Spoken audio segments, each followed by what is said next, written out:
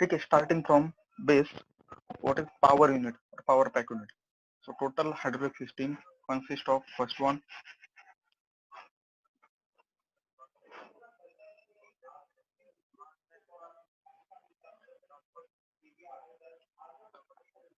your tank or reservoir. Then second one is filter. टँकच्या वरती आपण filter place केलेलं असतं, so that clean oil will enter into the pump. Then hydraulic pumping, hydraulic piping. जेवढे काही मी pipeline connect केलेलं असतं, जेवढे काही वेज कनेक्ट केलेले असतात ऑइलच्या आयदर न्यूमॅटिकचे, हे सर्व एका फिक्स पाइपिंगनी कनेक्ट केलेले असतात. So what is that piping means? Then what are the types of pumps? त्याच्यानंतर एक पॉवर कंट्रोल किंवा प्रेशर कंट्रोल युनिट असतात किंवा काही कंट्रोल वॉल्व असतात. मग त्यात सुद्धा तुमचा फ्लो कंट्रोल वॉल्व असेल, त्याच्यानंतर प्रेशर कंट्रोल वॉल्व असेल किंवा डायरेक्शन कंट्रोल वॉल्व असेल, along with check valve. Then drive unit, what is actuator? तर हे जे टोटल कॉम्पोनंट आहे, फर्स्ट युनिट आलं तुमचं पॉवर पॅक टोटल, त्यानंतर पॉवर पॅक थ्रू मी जातोय तुमच्या कंट्रोल वॉल पर्यंत, आणि कंट्रोल वॉल थ्रू मी डायरेक्टली ऑइलचा सप्लाय करतोय for work done to the actuator. हे तुमचे टोटल पॉवर प्रोड्युसिंग किंवा पॉवर ड्रायव्हिंग डिव्हाइस आहे, यूज फॉर न्यूमॅटिक सिस्टीम किंवा हायड्रोलिक सिस्टीम.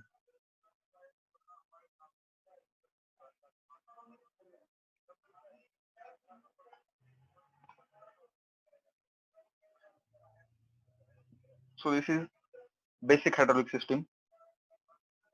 एक स्कीमॅटिक किंवा 3 डायमेन्शनल डायग्राम म्हणता येईल की it content again oil reservoir, then from oil reservoir the oil will pass through the pump, then it will enter into the check valve किंवा flow control valve, की ज्यातनं मी total throttling करतोय किती amount of मला oil supply पाहिजे तो control करतोय. Then this is yellow line किंवा येलो सेक्शन जो आहे तो आहे तुमचा pressure relief valve. So from this by using 4x2 direction control valve the oil will pass into the actuator. आणि त्या ऍक्च्युएटरचं एक सिंपल ऍप्लिकेशन दिलेलं आहे, to hold the car. So when pump will start, oil will pass through the solenoid valve and it will push the car towards the right side. In second case, when the stroke is completed, आता हा जो आहे हा solenoid operated electrical signal, ज्यावेळेस आता इथे काय होणार, तुमचा बॅक प्रेशर क्रिएट होईल. बॅक प्रेशर क्रिएट झाल्यानंतर हा सोलेनॉइड इथनं ऑपरेट होईल. So it will change the supply of oil and release the car. एक सिंपल सर्किट आहे फक्त.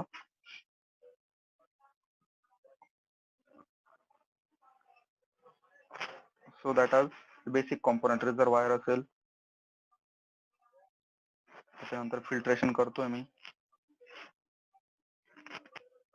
Then pump through oil direction control through ऍक्च्युएटरला सप्लाय करतो. Return of actuator will be again pass to the reservoir via DCB.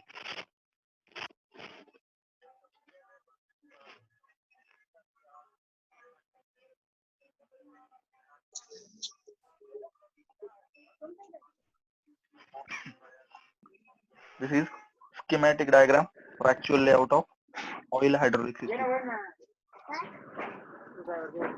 So in first case, oil reservoir एक breadth place केलेलं असतं की जेणेकरून ऑइल, काही केस मध्ये काय होतं, रिटर्न ऑइल जे असेल त्याला जर फिल्टर जर प्रेस केलेलं नसेल तर रिटर्न लाईन मधलं ऑइल हे डायरेक्टली ऑइल रिझर्वायर मध्ये किंवा टँक मध्ये सप्लाय होतं. आणि ड्यू टू फ्रिक्शन, कारण जे ऑइल स्टार्टिंग पासून म्हणजे टँक मधून निघाल्यानंतर परत टँक पर्यंत येईपर्यंत ते नंबर ऑफ पार्ट मधनं फ्लो झालेलं असतं, की ज्या पार्ट मध्ये कंटिन्युअसली फ्रिक्शन असेल आणि प्रेशर क्रिएट करतोय, म्हणजे प्रेशर इन्क्रीज झाला की तुमचं टेम्परेचर पण इन्क्रीज होतं, की तुमचं जे ऑइल परत टँक मध्ये एंटर करतंय, टँक मध्ये एंटर केलेलं ऑइल हे सराउंडिंग पेक्षा काही अमाऊंटने टेम्पराईज असेल, मग ते टेम्परेचर मी ओव्हरकम करतोय.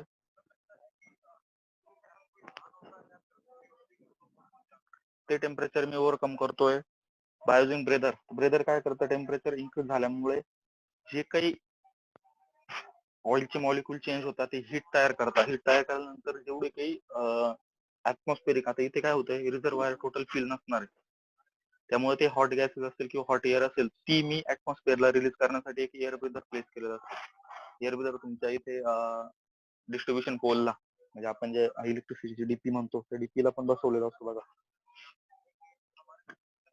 सो जे ऑइल असेल ते फिल्टर करून मी प्रेशराइज करतो by using pump. It will pass through direction control to the actuator आणि return supply will pass directly to the tank. आणि जर प्रेशर एक्सीज झाला की बॅक प्रेशर तुमचा प्रेशर रिलीफ वॉल्व ओपन होईल आणि इट विल पास और it will connect pump directly to the tank.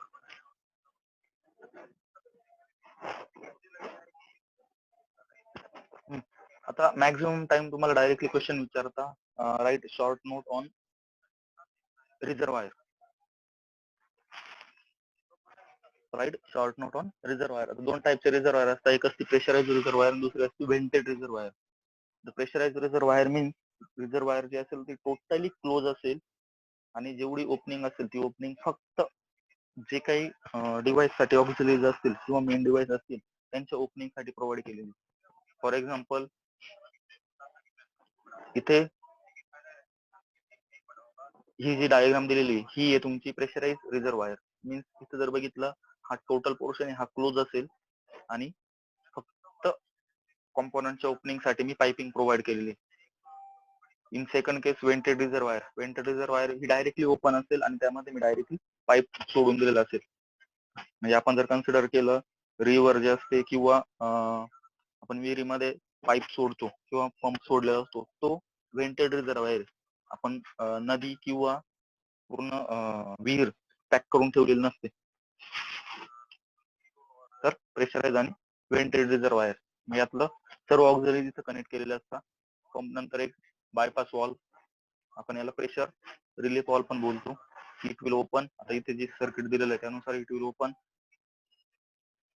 After 3000 PSI. त्यानंतर तो ओपन होईल आणि पंपचा सप्लाय डायरेक्टली परत टँकला प्रोव्हाइड करेल. देन पंप कडनं हे जातो direction control. Direction control through मी ऍक्च्युएटर एक्च्युएट करतोय आणि ऍक्च्युएटर मधलं रिटर्न जे ऑइल असेल ते परत मी टँक मध्ये सोडतोय व्हाया फिल्टर. आता फिल्टरचे पण टाइप्स ते पुढे येतील, आयदर तुमचं इनलाईन फिल्टर असेल किंवा रिटर्न लाईन फिल्टर असेल. दोघांचा यूज काय किंवा कुठलं फिल्टर कधी यूज करता येऊ शकतं. सो इथे रिटर्न लाईन फिल्टर दिलेलं आहे so that the return oil which is first one temperise, त्याचा टेम्परेचर पण असेल आणि ते सिस्टीम मध्ये फ्लो झाल्यामुळे त्यामध्ये काही कंटेमिनंट असतील, काही इरोजन होतं, इरोजनचे पार्टिकल असतील, फ्रिक्शनमुळे जे काही मटेरियल रिमूव्ह होत आहे त्या मटेरियल रिमूव्हचे पार्टिकल असतील त्यामध्ये, मग ते पार्टिकल मी ट्रॅप करून घेतो आणि क्लीन ऑइल परत तुमचं सिस्टीम मध्ये सप्लाय करतो.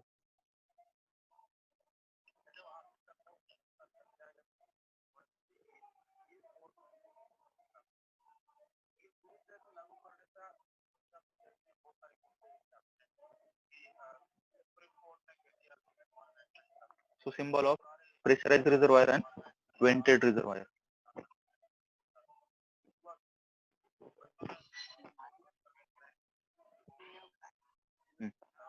तर जनरली काय होतं, काही केस मध्ये जर इनलाईन किंवा इनलाईन फिल्टर जर प्लेस केलेलं नसेल तर तुमचं जे काही रिटर्न ऑइल येतं ते रिटर्न ऑइल तुम्ही डायरेक्टली सप्लाय करताय टँक मध्ये. ते सप्लाय झाल्यानंतर ते डायरेक्टली मिक्स होत आहे बाय युजिंग स्ट्रेनर आणि स्ट्रेनर तुम्ही पंप कडनं परत सब करतोय आणि प्रेशराइज करतोय. या दोघांमध्ये एक प्लेट टाकलेली कॉल्ड एज बॅफल प्लेट, की जी बॅफल प्लेट काय करते तुमची, बॅफल प्लेट काय करते तुमचा प्रेशर युनिट किंवा पंप युनिट आणि रिटर्न लाईन युनिट या दोघांमध्ये एक पार्टिशन प्रोव्हाइड करते, की यातले इन केस जर काही कंटॅमिनंट जर प्रेझेंट जर असतील तर ते प्रेझेंट झालेले कंटॅमिनंट मी अवॉइड करतो, directly enter to the directly enter to the pump. त्यामुळे मध्ये एक बॅफल प्रोव्हाइड केलेली की जेणेकरून फक्त म्हणजे काय म्हणण्यापेक्षा काही अमाऊंटने मी पार्टिकल पुढे पास करतो. सर एक विचारू.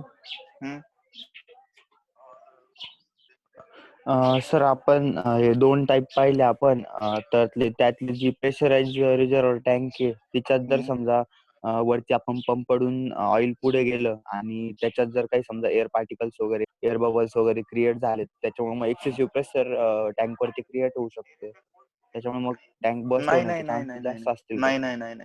पंप मध्ये कॅव्हिटीज किंवा पंप मध्ये एअर ब्लॉक कधी क्रिएट होतील ज्यावेळेस हा टोटल पंप हा तुमच्या रिझर्वायर मध्ये टोटली डीप झालेला नसेल. त्या केसमध्ये तुम्हाला त्या दिवशी पण मी लेक्चरला सांगितलेलं होतं की तुमचा जो काही सक्शन हेड असतो तो सक्शन हेड डिफाईन असतो की तुमचा पंपची सक्शन लाईन, म्हणजे इथे जर दिसत असेल तर हा पंपची सक्शन लाईन आणि तुमच्या फुटवॉल या दोघांमधला डिस्टन्स हे किती आहे आणि तुमची डॅटम लाईन किती आहे, म्हणजे तुमच्या ऑइल लेवलच्या आतमध्ये किती डीप झालेला आहे तो पाईप, त्यानुसार तुमचा इथे प्रेशर डिपेंड असतो. तुम्ही जेवढा वरती लिफ्ट करणार आहे तेवढे तुमचे मॅक्झिमम चान्सेस असतात यामध्ये कॅव्हिटी किंवा एअर ब्लॉक तयार होण्याचे, त्यामुळे प्रेशर ड्रॉप होतो. मी या दोन्ही केसमध्ये तेच करता. इथे बघा वेंटेड मध्ये तेच करतो आपण. ज्यावेळेस नदीचं पाणी किंवा विहिरीचं पाणी कमी होतं त्यावेळेस आपण ती मोटर अप म्हणजे पंप अप किंवा डाऊन करतोय की जेणेकरून तुमचा फुटवॉल असेल तो फुटवॉल कंटिन्युअसली तुमच्या वॉटरच्या एका पर्टिक्युलर लेवल मध्ये टच असेल, की माझा जो प्रेशर असेल तो प्रेशर अॅक्युरेट लेवल वरती मॅच होईल. मग इथे जरी प्रेशराइज असेल किंवा वेंटेड असेल, मी ही डॅटम लाईनच्या डाऊनवर्ड डायरेक्शनला जेवढे पाइपिंग असेल ते पाइपिंग मी ऑलरेडी तुमच्या ऑइल लेवलच्या डाऊनवर्ड डायरेक्शनला डीप केलेले असतात एका पर्टिक्युलर लेवल पर्यंत. म्हणजे या दोन्ही केसमध्ये तुमची ब्लॉकेज म्हणजे एअर वेंटेड कधीच तयार होणार नाही किंवा एअर ब्लॉक कधीच तयार होणार नाही. Okay okay.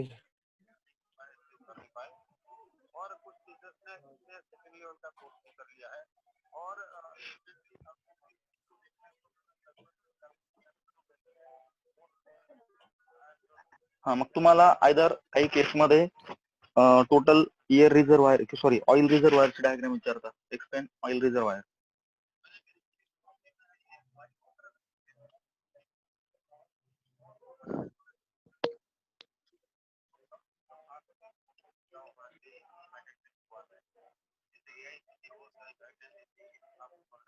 त्या डायग्राम मध्ये तुम्हाला सर्व पार्ट डिनोट करायचे असतात. आयदर तुमचा फुटवॉल असेल किंवा एअर ब्रेदर असेल, ऑइल ब्रेदर असेल, त्याच्यानंतर तुमचं हीट एक्सचेंजर असेल आणि टोटल स्केमॅटिक डायग्राम काढून वर्किंग नोट करायचं या टाईपचं. म्हणजे काय काय असणार तुमचं, फर्स्ट वन इयर वेंट, जेवढे इयर ब्लॉक तयार झाले असतील ते मी आउटवर्डला काढून टाकतो. रिटर्न लाईन असेल, त्याच्यानंतर ड्रेनेज प्लग असेल, इन्सेक्शन प्लेट असेल की जेणेकरून मला किती अमाऊंट ऑफ ऑइल प्रेझेंट आहे ते समजेल.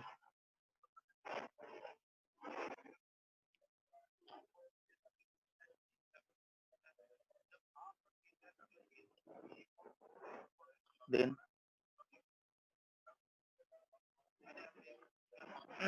इनटेक फिल्टर असेल, म्हणजे इथकडनं मी आउटलेट देतोय तो सिस्टीम पर्यंत जाईल. तिथे मी फिल्टर प्लेस केलेला आहे, बॅफल आहे आतमध्ये. त्यानंतर किती अमाऊंट ऑफ लेवल बिल्टअप झालेली, लेवल गेज आहे, इन्स्पेक्शन प्लेट आहे किती अमाऊंट मध्ये, म्हणजे एक ट्रान्सपरंट प्लेट असेल त्या आतमध्ये लेवल किंवा एअर बबल किती तयार झालेले ते मी आयडेंटिफाय करू शकतो.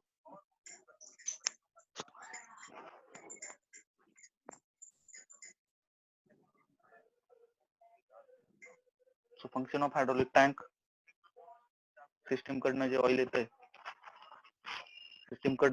आहे ते ऑइल परत सिस्टीम पर्यंत प्रोव्हाइड करायचं आणि प्रोव्हाइड करताना त्यामधले जे काही कंटॅमिनेट असतील ते ट्रॅप करून घ्यायचं. त्याचं टेम्परेचर असेल टेम्परेचर डाऊन करायचं रेग्युलर ऍटमॉस्फेरिक लेवल पर्यंत.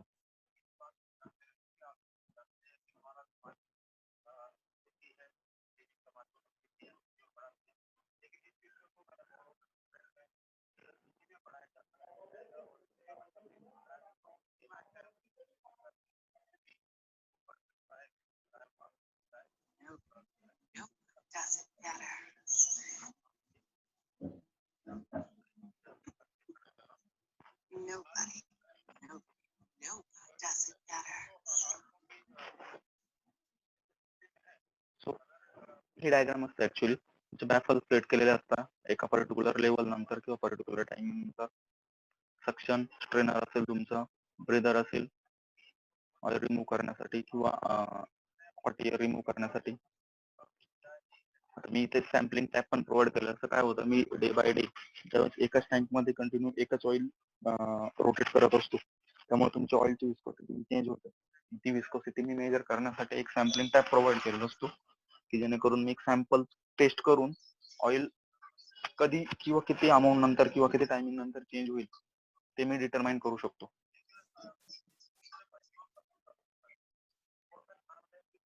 Level indicator, check wall.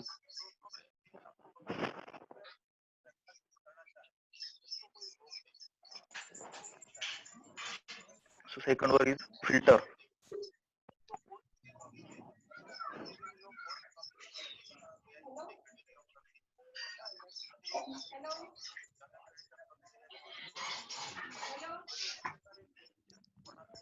Filter.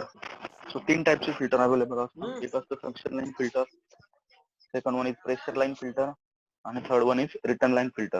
आता या तिघांच्या पण नेमिंग मध्येच आहे. सक्शन लाईन फिल्टर म्हणजे मी ऍक्च्युली ही सक्शन लाईनला प्लेस करतोय. रिटर्न लाईन फिल्टर जे असेल ते मी तुमच्या ऍक्च्युएटर नंतर ज्यावेळेस ऑइल हे डायरेक्टली टँक मध्ये एंटर होईल तेव्हा प्लेस करतोय. आणि प्रेशर लाईन फिल्टर हे तुमच्या टोटल सिस्टीम मध्ये कुठे असेल, की ज्या टोटल सिस्टीम मध्ये प्रेशर असेल आफ्टर पंप.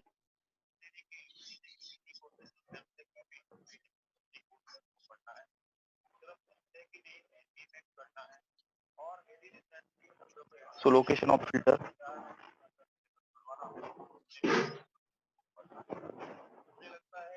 इथे एक फिल्टर दिलेला आहे, इनलाईन फिल्टर. आता इनलाईन फिल्टर मी कुठे प्लेस करत असतो, बिफोर दी पंप.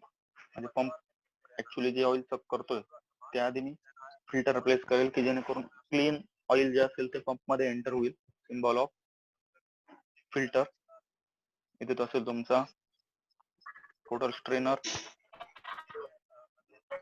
ऑइल सक करतोय me through the suction line filter, आणि क्लीन जे ऑइल असेल ते पंप थ्रू प्रेशराइज करून मी लोडला सप्लाय करतोय बाय युजिंग इंटरमिडिएट पॉइंट असतील ते. आता इथे डीसीबी असेल, डीसीबी असेल किंवा फ्लो कंट्रोल वाल वगैरे असतील, नंतर लोडला दिल्यानंतर मी परत डीसीबी थ्रू टँकला प्रोव्हाइड केलं. General diagram.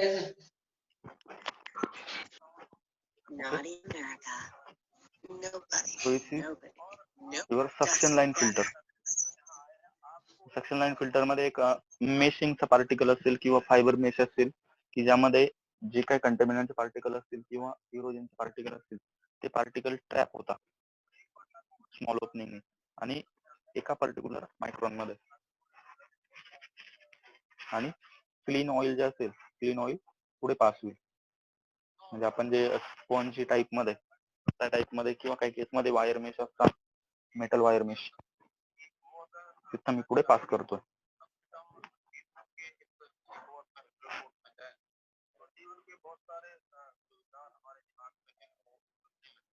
So filter is used, types of filter दिले ते. Filter is used to remove the impurity, where किंवा काही केस मध्ये ब्रेकडाऊन कंपोनंट झाल्यानंतर आतमध्ये जो कंपोनंट ब्रेकडाऊन झालेला असतो त्याचे पार्टिकल तुमच्या ऑइल मध्ये ट्रॅप झालेले असतात. मग ते ट्रॅपिंगचे ऑइल पार्टिकल असतील किंवा ट्रॅपिंगचे पार्टिकल असतील ते मी फिल्टर थ्रू रिमूव्ह करतो. कुठले कुठले कंटॅमिनंट असतात, अदर तुमचे वेल्डिंगचे असतील, त्याच्यानंतर सीलिंगचे असतील, स्क्रू जो असेल, स्क्रू कंटिन्युअसली पॅकिंग मध्ये त्यावरती कंटिन्युअसली ऍप्लिकेशन ऑफ प्रेशर असतो, त्यामुळे त्याच्यातले काही पार्टिकल वेअर आउट होता. स्टील मटेरियलचे, रबरचे पार्टिकल असतील, ग्राइंडिंगचे असतील किंवा फॉरेन पार्टिकल म्हणजे रस्ट असेल, काही केस मध्ये वॉटर कंटॅमिनंट पण त्यामध्ये ऍड होता.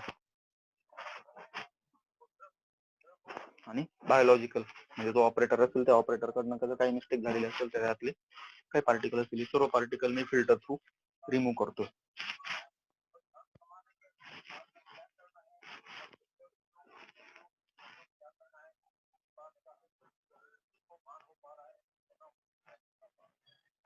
एक फिल्ट्रेशनची प्रोसेस दिलेली आहे सिंपल.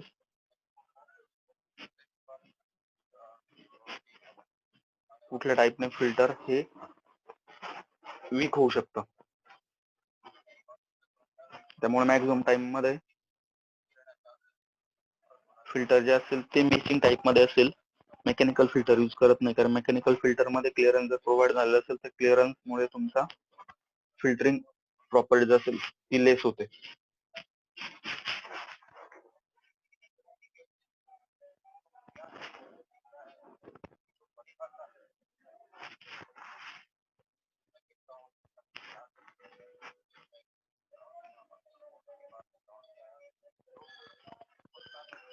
तर कुठल्या ऍप्लिकेशन साठी तुम्ही कुठल्या ऍप्लिकेशन साठी तुम्ही जर हार्डवेअर सिस्टीम यूज करताय त्यानुसार त्याचे कंटॅमिनंटचे पार्टिकल हे चेंज होत असतील. मग त्यानुसार तुम्ही फिल्टर पण चेंज करताय. हाय ऍप्लिकेशन किंवा हाय लोड ऍप्लिकेशन असेल तर त्यामध्ये जास्त मॅक्झिमम पॉसिबिलिटी असते फॉर इरोजन, कारण त्यामध्ये जे काही नंबर ऑफ कॉम्पोनंट जे असतील ते पण मॅक्झिमम असतील. मग ते मॅक्झिमम कॉम्पोनंट रिमूव्ह झाल्यानंतर किंवा मॅक्झिमम कॉम्पोनंट मुळे जे काही कंटॅमिनंट ऍड होतात ते पण जास्त असतील. त्यामुळे तिथे मी फिल्टर जे यूज करतोय ते फिल्टर हे तुम्ही मायक्रॉन नुसार डिसाईड करता. अदर 0 to 5 मायक्रॉन किंवा 5 मायक्रॉन नंतरचं चिप्स फॉर्मेशन मध्ये, म्हणजे मी चिप पण ट्रॅप करतोय आणि स्मॉल पार्टिकल पण ट्रॅप करतोय. ओके.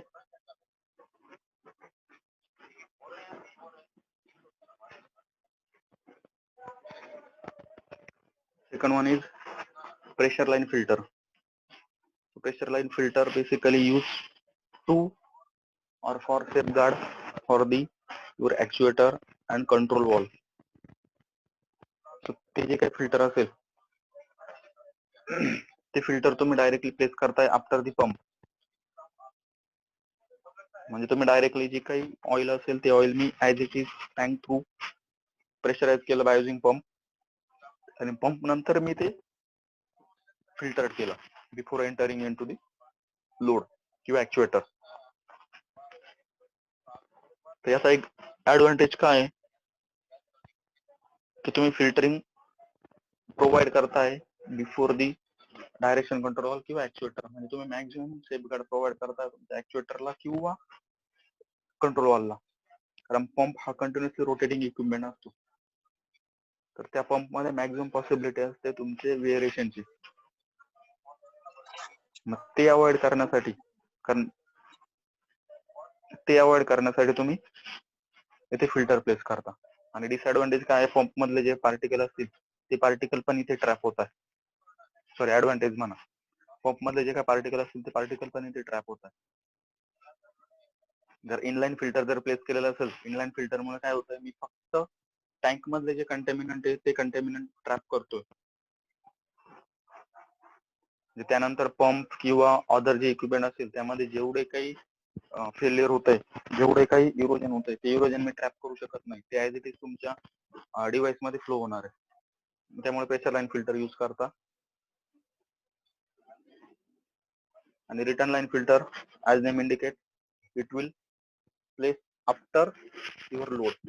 डायरेक्शन कंट्रोल वॉलच्या नंतर मी प्लेस केलेलं असेल, सॉरी डायरेक्शन कंट्रोल तुमच्या ऍक्च्युएटरच्या नंतर ते प्लेस केलेलं असेल before entering into the reservoir.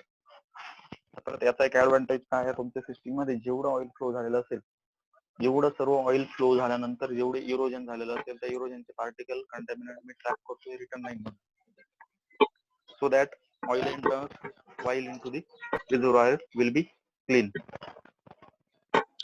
Total clean oil मी फक्त रिझर्वायर मध्ये एंटर करतो.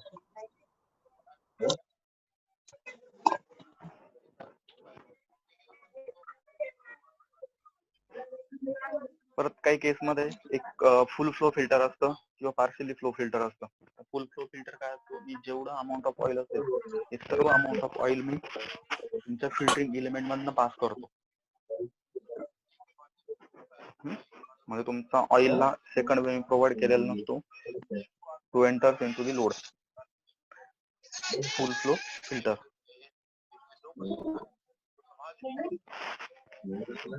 आणि पार्शियल फ्लो फिल्टर मध्ये मी काय करतोय, जे ऑइल असेल ते ऑइल मी पार्शियली फक्त सिस्टीम मधनं पास करतो किंवा पार्शियली मी फिल्टर मधनं पास करतो.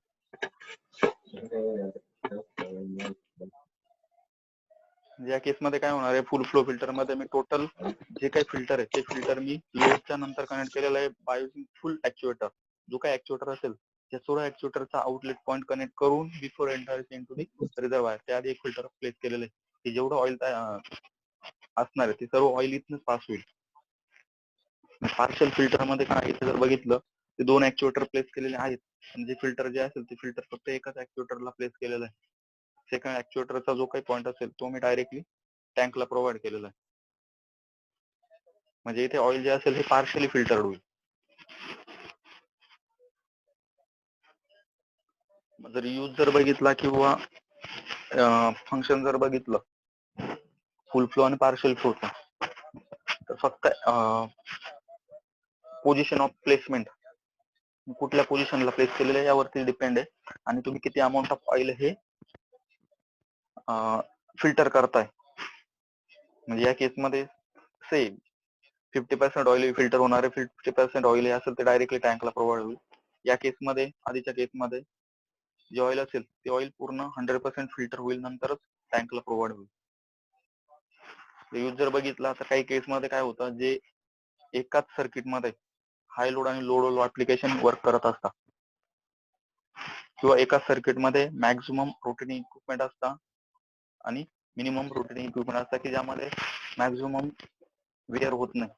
मग जर या कंडिशन मध्ये मी जर इमॅजिन केलं तर लोड जो आहे हा की ज्याला फिल्टर प्लेस केलेलं आहे ते मॅक्झिमम रोटेशन असेल किंवा मॅक्झिमम कंटॅमिनेशन प्रोव्हाइड होण्याचे चान्सेस असतील, त्यामुळे तिथे मी फिल्टर प्लेस केलेलं आहे. इन सेकंड केस, या केसमध्ये ऍप्लिकेशन असेल की जिथे मला जास्त वर्किंग नाहीये, त्या केसमध्ये me without filter directly oil provide केलेलं आहे टँकला.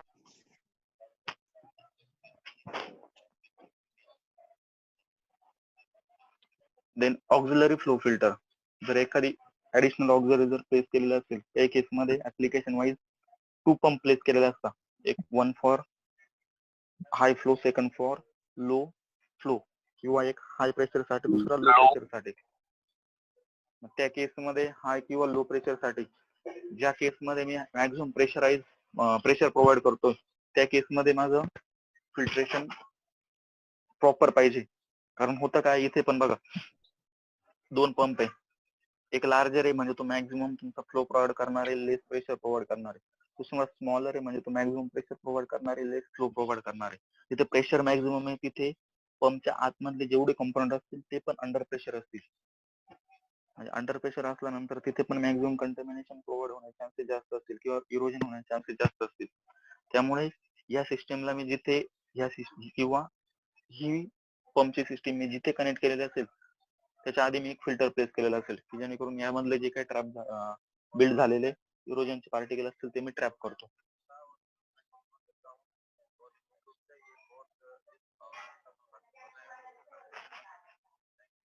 ओके, तर हे होते फिल्टर. नेक्स्ट वन आहे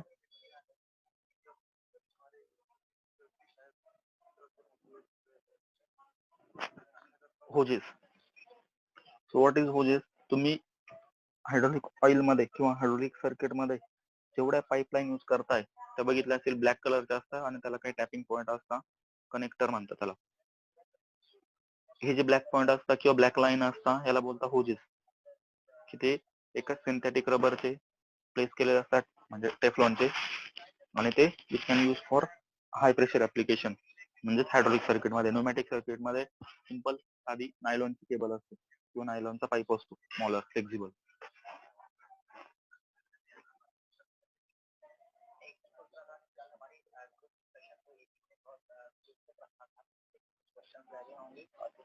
Okay, so construction of hose.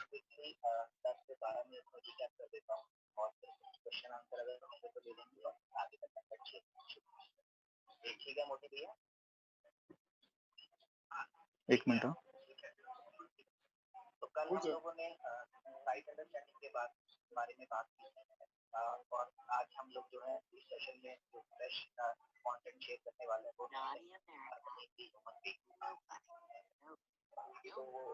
हम लोगों ने यहाँ ठीक है. हायड्रोलिक होज तर होज जे असते ही तुमची बेसिकली 3 लेअरची बनलेली असते. आउटर किंवा प्रायमरी लेअर असते, ती असते ट्यूब. देन एक रेनफोर्समेंट केलेली असते, म्हणजे जी आतली जी असेल सर्वात आतली ती असेल तुमची ट्यूब. त्याच्यावरची जी लेअर असेल ती लेअर रेनफोर्स केलेली असते तुमची. अदर काही मटेरियल असेल किंवा स्मॉल केबल्स असतील, ते केबल्स मी झिगझॅग वेने प्लेस केलेले असतात. आणि आउटर असेल ते कव्हर असतं फॉर सेफ्टी.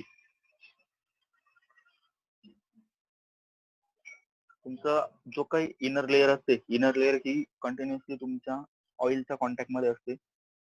त्यामुळे इनर ट्यूबचं मटेरियल जे असेल ते मटेरियल तुमचं जे काही ऑइलच्या प्रॉपर्टीज आहे त्या ऑइलच्या प्रॉपर्टीजला कन्सिडर करून बिल्टअप केलेलं असेल, की जेणेकरून मिनिमम डॅमेज होईल आतली ट्यूब. आणि ही ट्यूब ॲटमॉस्फेरिक कंडिशन पासून सेफ ठेवण्यासाठी मी त्याच्या बाहेर एक रेनफोर्सिंग मटेरियल आणि एक आउटर कव्हर प्लेस केलेलं असेल.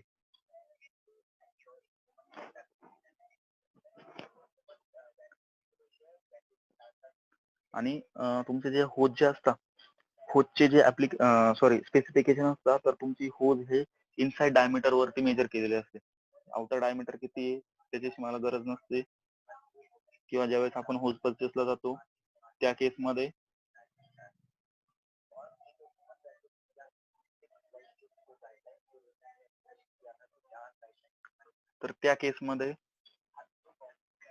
तुमचा इंटरनल डायमीटर किती, त्या इंटरनल डायमीटर मधनं मी तुमची होज परचेस करतो.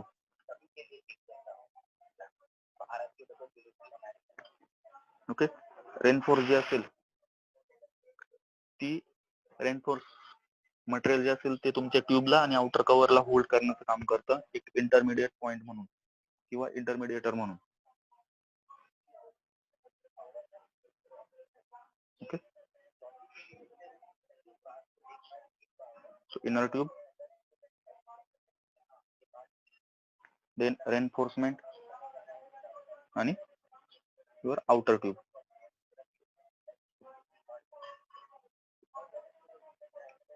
हे काही होजेसचे तुमचे टाइप्स किंवा मटेरियल दिलेले.